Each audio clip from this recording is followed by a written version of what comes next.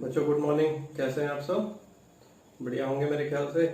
आज मैं second part बनाने जा रहा हूँ मिनरल न्यूट्रिशन का। प्लांट का जो मिनरल न्यूट्रिशन है उसके सेकेंड पार्ट के बारे में बात करता हूँ। जितना लास्ट वाले पार्ट में मैंने बताया था तो उसके आगे फिर कंटिन्यू करते हैं आज हम लोग, ठीक है।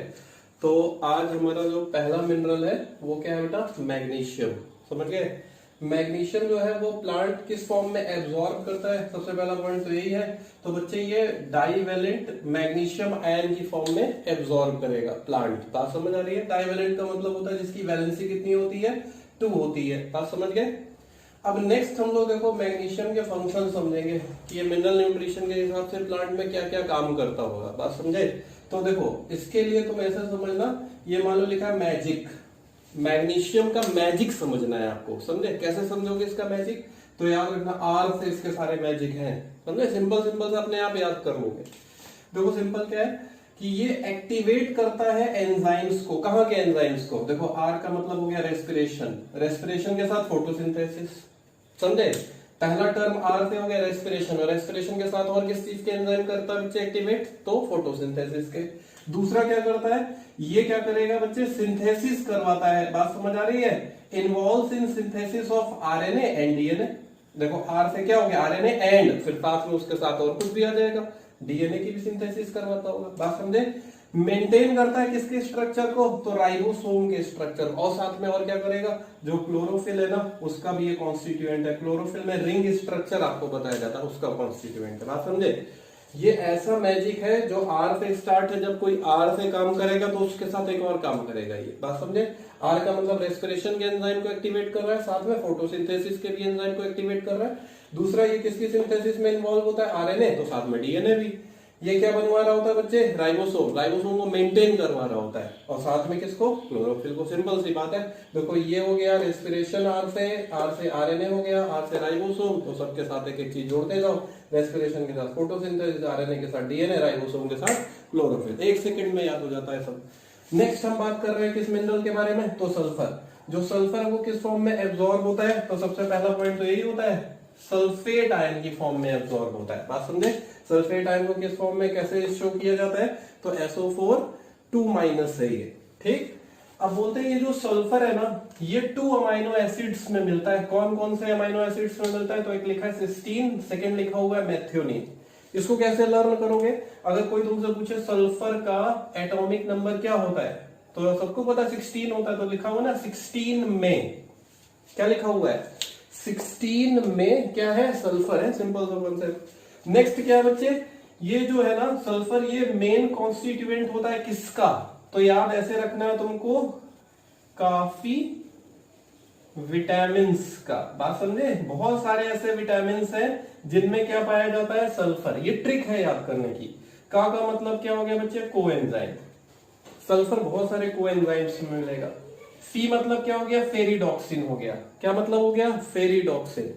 और विटामिन्स, विटामिन्स ये लिखे हुए हैं, थियामीन हो गया, बायोटीन हो गया, और कोएंजाइम ए हो गया। बात समझे? मैंने बोला ये जो सल्फर होता है, सल्फर ये किसके किसके कॉन्स्टिट्यूएंट में मिलता है? तो मैंने बोला काफी विटामिन्स में मिलता है। काफी विटामिन्स में मिलता है। सल्फर का जो एटॉमिक नंबर है वो कितना है? 16। 16 में क्या है? सल्फर। तो ऐसे याद हो जाएगा आपको। ये तो पता ही चल जाता है कि किस फॉर्म में एब्जॉर्ब होता है। चलो बच्चों नेक्स्ट देखो क्या है बच्चे? मैग्नीज। मैग्नीज के बारे में अगर हम लोग बात करते हैं ना तो किस फॉर्म में एब्जॉर्ब होता है? तो मैग्नस आयन की फॉर्म में। और मैग्नस आयन को कैसे शो करते हैं? तो Mn+2 की फॉर्म में। बात समझ आ गई? अब देखो क्या करता है ये जो मैग्नीज होता है, ये एक्टिवेट करता है बहुत सारे एंजाइम जो किसमें इन्वॉल्व होते हैं। तो याद रखना, फोटोसिंथेसिस में, रेस्पिरेशन में, और तीसरा नाइट्रोजन की मेटाबॉलिज्म में। ऐसे एंजाइम जो फोटोसिंथेसिस, रेस्पिरेशन और क्या करते हैं बच्चे? नाइट्रोजन की मेटाबॉलिज्म में इन्वॉल्व होते हैं। उन एंजाइम्स को ये क्या करता है? ये एक्टिवेट करने का काम करता है, ठीक। ये लिखा हुआ देखो प्राण, समझे? और ये लिखा हुआ है मन। समझ गए? जहां मन है वहीं प्राण है, जहां प्राण है वहीं मन है। बात समझ गए? ये कौन कौन से एंजाइम्स को एक्टिवेट करता है ये समझ गए होंगे, ठीक। अब इसका बेस्ट डिफाइनिंग फंक्शन जो है बहुत ही ज्यादा पूछा जाता है। एक्चुअली ये 2 टॉपिक से रिलेट करके हो जाता है। देखो सिंपल सी बात, सबसे बेस्ट फंक्शन इसका क्या होता है? स्प्लिटिंग ऑफ वाटर में पार्टिसिपेट करना। जब आप फोटोसिंथेसिस पढ़ोगे ना तो वहां पे बताया जाता है, कहाँ पे, फोटोसिंथेसिस में ये वाटर को स्प्लिट करने में हेल्प करता है। और क्या बच्चे लिबरेट कराता है, वहां से क्या रिलीज कराता है, तो ऑक्सीजन। ये बात याद रखना, ये जो रिएक्शन है ये किसकी है, स्प्लिटिंग ऑफ वाटर की, किसके दौरान होती है, फोटोसिंथेसिस के दौरान होती है। और इस रिएक्शन में क्या रिलीज होता है, तो ऑक्सीजन। कौन हेल्प कर रहा होता है बच्चे, तो सिंपल सी बात है, ये Mn, मैग्नीज। बात समझे, ऑक्सीजन रिलीज होने में और कौन पार्टिसिपेट कर रहा होता है, तो अपना मन पार्टिसिपेट करता है। फिर मैंने बताया कि जो एंजाइम्स है वो कहाँ कहाँ के एंजाइम्स है जिनको ये एक्टिवेट करेगा, तो प्लांट वाले। बात समझ गए। नेक्स्ट बात करते हैं जिंक के बारे में, ठीक है। किस फॉर्म में एब्जॉर्ब होता है, तो Zn+2 आयन की फॉर्म में। बात समझे, ये भी कैटायन है। Zn+2 आयन की फॉर्म में क्या होता है, एब्जॉर्ब होता है। बोलते ये उन एंजाइम्स को एक्टिवेट करता है जो कैसे होते हैं बच्चे, जिनमें कार्बोक्सिलेज करके नेम लिखा रहता है। बात समझ गए, ये बात याद रखना, कार्बोक्सिलेज वाले एंजाइम्स को कौन एक्टिवेट करने का काम करता है, तो जिंक। याद ऐसे कर सकते हो, देखो लिखा हुआ है जानकार, तुमको जानकार बनना पड़ेगा। जान मतलब हो गया जिंक, और कार मतलब क्या हो गया, कार्बोक्सिलेज। ये जानकारी अपने पास रखना। कार्बोक्सिलेज टाइप के एंजाइम्स जो होते हैं उनको कौन एक्टिवेट करने का काम करता है, तो ये जिंक एक्टिवेट करने का काम करता है। नेक्स्ट पॉइंट ये होता है ना कि बच्चे आपने सुना होगा फाइटो हार्मोन होता है, प्लांट का हार्मोन होता है, उसका नेम होता है ऑक्सिन। इस ऑक्सिन को भी कौन सिंथेसाइज करवाने में हेल्प करता है, तो जिंक। इस पे भी देखो लर्न हो जाएगा फटाफट। इसको ऐसे पढ़ना, ऑक जिंक। कैसे पढ़ोगे इसको, ऑक जिंक, नाम पे लिखा हुआ है ये। बात समझे, ये दो और हो गए।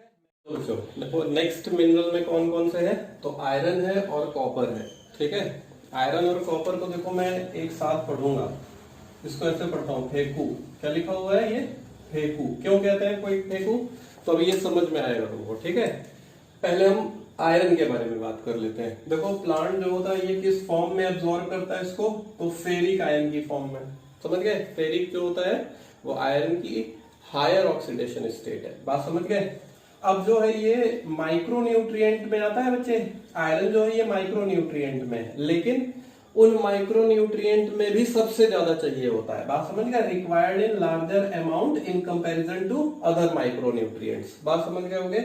अब बोलते क्या है, ये कॉन्स्टिट्यूएंट होता है फेरिडॉक्सिन और साइटोक्रोम जैसी प्रोटीन्स का।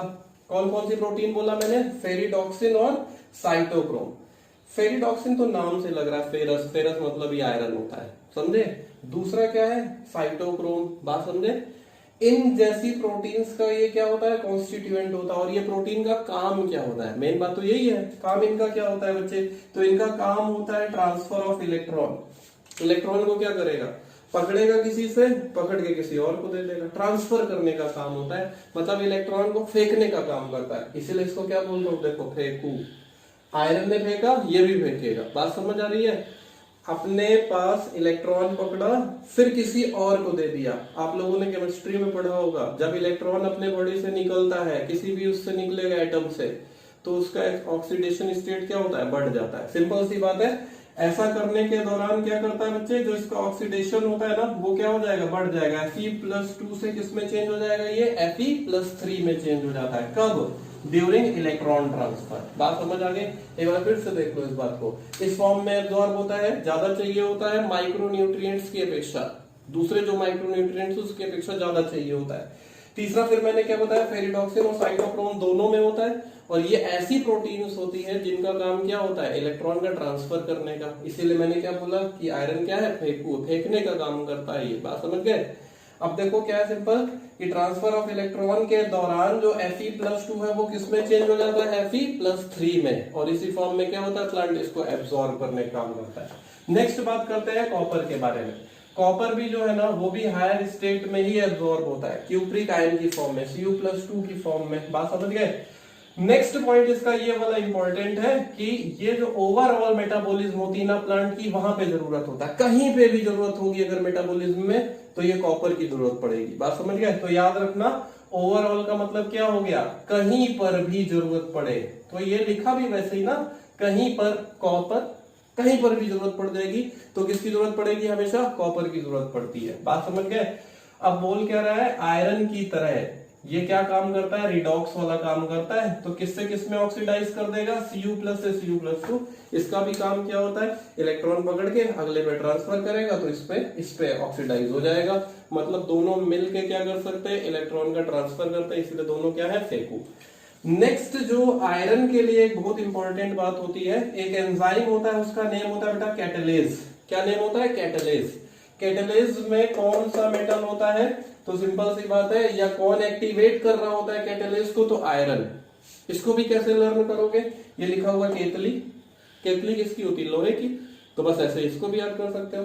कैटलेज एंजाइम को कौन एक्टिवेट करता है, आयरन एक्टिवेट करता है। मेरे ख्याल से आयरन और कॉपर के बारे में समझ गए, ये दोनों लगभग एक ही दूसरे जैसा काम करते हैं, बात समझ गए ना।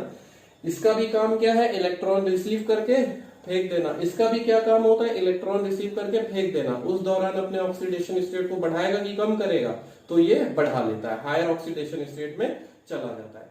इतना मेरे ख्याल से समझ आ गया होगा। ठीक है बच्चों, नेक्स्ट देखो कौन सा अपने पास मिनरल है, तो वो है बेटा बोरॉन। किस फॉर्म में एब्जॉर्ब होता है, तो बोरेट आयन की फॉर्म में एब्जॉर्ब होता है। उसको ऐसे शो किया जाता है, BO3 3 माइनस है, B4O7 2 माइनस है। बात समझे। ये बोरॉन कहां कहां पे रिक्वायर्ड होता है, कहां कहां पे जरूरी होता है, तो इस बात को याद रखना है। हम इसको ट्रिक से ही समझा दे रहे हैं कैसे। बी से याद रखना, सारे काम को ये क्या करेगा, बढ़ाएगा। समझ गए, इस बात को याद रखना। सारे कामों को क्या करता है, फंक्शंस को क्या करेगा, बढ़ाने का काम करता है। ठीक है, पहला क्या काम करेगा, अपटेक और यूटिलाइजेशन ऑफ कैल्शियम को बढ़ा देगा। समझे। कैल्शियम जो होता है ना, बहुत आलसी होता है, वो जल्दी से एक जगह से दूसरी जगह शिफ्ट नहीं होता है, तो उससे जल्दी जल्दी बढ़ने को कौन बोलेगा, बी से बोरॉन, बी से बढ़ाएगा उसको। किस चीज को बढ़ाएगा, कैल्शियम के, तो अपटेक और यूटिलाइजेशन के लिए। अब आपको मैंने बताया था पिछले वीडियो में कि कैल्शियम, याद है, कैल्शियम, एम का मतलब क्या था, मेम्ब्रेन्स की फंक्शनिंग में ये यूटिलाइज हो जाएगा बाद में। बात समझे। बोरॉन एक तरीके से इसके एब्जॉर्प्शन को बढ़ा रहा है ना, तो फिर क्या होगा, मेम्ब्रेन की फंक्शनिंग बढ़ जाएगी, ऑब्वियस सी बात है ये तो। ठीक। पॉलन ग्रेन के जर्मिनेशन को बढ़ाने का काम करता है। बात समझे। आप लोगों ने देखा होगा कि जब एंजियोस्पर्म पढ़ाते हैं, तो जब स्टिग्मा पे पॉलन ग्रेन आता है तो वो जर्मिनेट करता है, धीरे धीरे वो बढ़ता चला जाता है। बात समझे। तो किसकी वजह से हो रहा है ये, बोरॉन की वजह से, बी से बढ़ रहा है वो। क्लियर। सेल इलोंगेशन, इलोंगेशन का मतलब होता है लंबाई बढ़ना, बढ़ना। आई बात समझ में। सेल की जो लंबाई है वो किसकी वजह से बढ़ रही है, इस बोरॉन की वजह से। ठीक। सेल डिफरेंशिएशन को भी कराता है। डिफरेंशिएशन का मतलब होता है कि कौन सी सेल फ्यूचर में क्या काम करेगी, तो उसके काम को भी तो बढ़ाने का ही काम कर रहा है। कार्बोहाइड्रेट का ट्रांसलोकेशन कराता है। ट्रांसलोकेशन का मतलब होता है प्लांट में जब कोई लंबी दूरी की चीज जानी होती है, मतलब जैसे शॉर्ट डिस्टेंस जाना हो तो ट्रांसलोकेशन नहीं कहेंगे, लेकिन अगर उसी चीज को बहुत लॉन्ग डिस्टेंस पे जाना है, जैसे रूट से मान लो उसमें स्टेम में जाना है, तो इसको ट्रांसलोकेशन कह सकते हैं। लंबी दूरी हो गई ना, तो ये दूरी है, बढ़ाने का काम कर रहा है। एक जगह से दूसरी जगह पहुंचाने का काम भी कौन कर रहा होता है, यही बोरॉन कर रहा होता है। क्लियर। अब बात करते हैं मोलिब्डेनम के बारे में, एमओ के बारे में। बात समझे। किस फॉर्म में बच्चे एब्जॉर्ब होता है, तो मोलिब्डेट आयन की फॉर्म में। बात समझ आ गई आप लोग को। नेक्स्ट देखो बच्चे क्या है, मोलिब्डेनम के लिए हमेशा याद रखना, ठीक है, मोनी। क्या याद रखोगे, मोनी। मोलिब्डेनम नाइट्रोजन से रिलेटेड होता है, बस इस चीज को हमेशा समझ के रखना। तो बोलते हैं ये क्या करता है, ऐसे एंजाइम्स का कंपोनेंट होता है जो किससे रिलेटेड एंजाइम होंगे, नाइट्रोजन की मेटाबॉलिज्म से। और नाइट्रोजन की मेटाबॉलिज्म से कौन कौन से रिलेटेड होते हैं, नाइट्रोजिनेज, नाइट्रोजन रिडक्टेज। बात समझ आ गई है। तो ये किसके बारे में हो गया, बोरॉन और मोलिब्डेनम के बारे में। बात समझ आ गई। देखो बच्चों, लास्ट जो मिनरल है वो आपका कौन सा है, तो क्लोरीन है। क्लोरीन किस फॉर्म में एब्जॉर्ब होगा प्लांट से, तो ये बात याद रखना, क्लोराइड आयन की फॉर्म में। और ये क्लोराइड आयन क्या है, कैटायन है कि एनायन, तो ये एनायन होता है, नेगेटिव आयन होता है। समझे। देखो क्लोरीन के बारे में एक बात याद रखना कि ये सच्चा दोस्त है। बात समझे। जो दोस्ती नहीं, हमेशा दोस्ती बना के रखने वालों में, वो है ये क्लोरीन। समझे। कैसे बोलते हैं, सोडियम और पोटेशियम अकेले काम करेंगे, तो उससे अच्छा क्या है, ये क्लोरीन आ जाता है इनके साथ। और किस चीज में हेल्प करता है बच्चे, सॉल्यूट कॉन्सेंट्रेशन को डिटरमाइन करने के लिए कि प्लांट की सेल में कितना सॉल्यूट का कॉन्सेंट्रेशन होना चाहिए। बात समझ गए। दूसरा ये क्या करता है, एनायन कैटायन बैलेंस कर रहा होता है। वैसे एनायन कैटायन बैलेंस मैंने आपको बताया था ना, ये पोटेशियम की हेल्प से होता है, कृष्ण जी वाली ट्रिक बताई थी आपको। तो एनायन कैटायन बैलेंस कर रहा होता है। कैसे, ये भाई सबका दोस्त है, समझ गए ना, मैंने बोला ना अच्छा मित्र है, अच्छा दोस्त है ये सबका। नेक्स्ट बच्चे किस चीज में हेल्प करता है ये, तो वाटर स्प्लिटिंग रिएक्शन। और ये वाटर स्प्लिटिंग रिएक्शन कहाँ पे होती है, तो फोटोसिंथेसिस में होती है। आपको पता होगा इस रिएक्शन के बाद ही क्या इवॉल्व हो रहा होता है बच्चे, सिंपल सी बात है, ऑक्सीजन इवॉल्व होता है, ऑक्सीजन रिलीज हो रहा होता है। इतना समझ गए होंगे। वैसे मैंने कौन सा बताया था आपको, कैटायन इसमें होता है तो मैग्नीज, समझे। एनायन में कौन सा आ जाएगा, क्लोराइड। तो देखो सिंपल सी बात है, सोडियम के साथ, पोटेशियम के साथ, मैग्नीज के साथ, सबके साथ ये क्या कर रहा है, दोस्ताना बिहेवियर करने का काम करता है। बात समझ गए। ये खत्म हो गए आपके सारे मिनरल्स जो भी प्लांट के लिए इसेंशियल होते हैं, जो माइक्रो और मैक्रो दोनों में आ जाते हैं। क्लियर हो गया।